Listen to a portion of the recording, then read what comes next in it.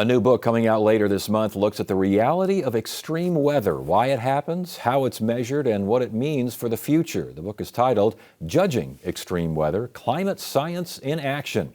And the author is our go-to guy when it comes to weather and climate. There he is, ASU climatologist Randy Cerveny. You son of a gun, you wrote a book, didn't you? I did. This is my my big hat that I get to wear tonight. Yeah. Well, let's talk about this. Looking at the reality of extreme weather, what does that mean? Well, one of the things that each individual country has done for some time is to make sure that when a extreme happens, when a high temperature or a big rainfall or a strong wind is recorded, that they go back and they double check the equipment, make sure that the equipment was operated properly, that the person that was operating it knew what he was doing or she knew what they were doing. And that's great for individual countries. When I started this project back in 2007, I realized there wasn't anything for the entire world. So I got to contact the people that are in charge of world weather, and we said, okay, we'll do it. Yeah, and so basically the measurement, the observation, all these things are zeroed out, correct? Right. We'll look at each individual observation, hot temperature, cold temperature, what have you. I get a panel. It's kind of cool. I kind of think of myself as Nick Fury of the climate world. I get the best of the best. I get the top meteorologists and climatologists in the world. We get together and we go over it with a fine-tooth comb, the measurement. Yeah. You also have, there are other things in the book that I find absolutely fascinating. You say that 24/7 weather coverage, just the coverage, from people like me and others that are, pretend weather people. We think we know what we're talking about, but we don't. That's why we ask people like you. But the 24/7 coverage lends itself to overstatement. It does. And that's actually one of the key things that I used to get into this particular project. I was back in 2005 watching television, and there was a commentator, not from around here, who said that Katrina was the worst hurricane of all time.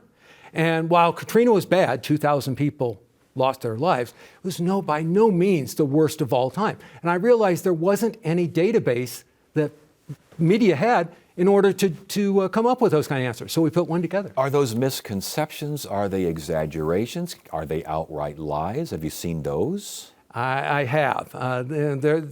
As you know, weather has become political, and there are some people that will cite things that are just plain wrong. Yeah. And to have a good, authentic voice that people can turn to that gives the right answers, that's what we were shooting for. Let's get some right answers here regarding the science behind some particular extreme weather. What is the science behind lightning?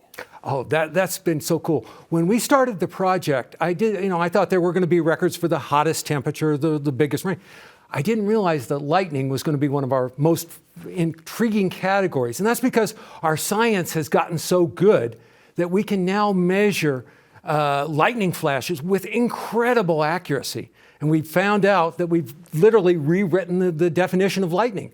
In the old textbooks, it said lightning was an event that lasted less than a second. Well, we now know from some of the measurements that we've done that a single lightning flash can last as long as 17 seconds. Holy smokes. There was one that was occurring down in Argentina that lasted 17 seconds. They can also travel incredible distance. Back in 2020, we had a lightning flash that started in southern Mississippi and went all the way down to South Texas, a distance of 477 miles. That would be like a lightning flash that started here in Tempe and went all the way to Los Angeles. Wow, that is absolutely fast. Same kind of science behind things like tornadoes and hurricanes? Exactly. Our technology is improving all the time. And now we can actually put radar systems on flatbed trailers.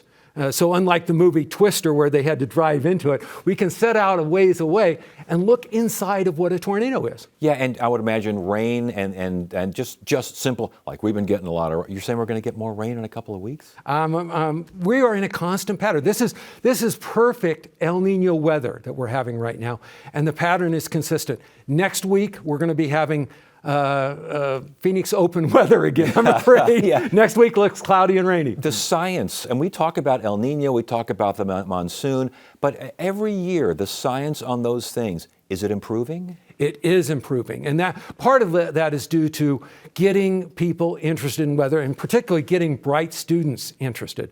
One of the key things that I've enjoyed about this project and that I talk about in this book is that it's actually caused many students, at least from the emails that I get around the world, to become interested in weather and pick weather as a career. And with those kind of bright kids, we're going to have even better weather forecasting and more knowledge about weather in the future. We're running out of time here, but I've never asked you this. What got you interested in weather?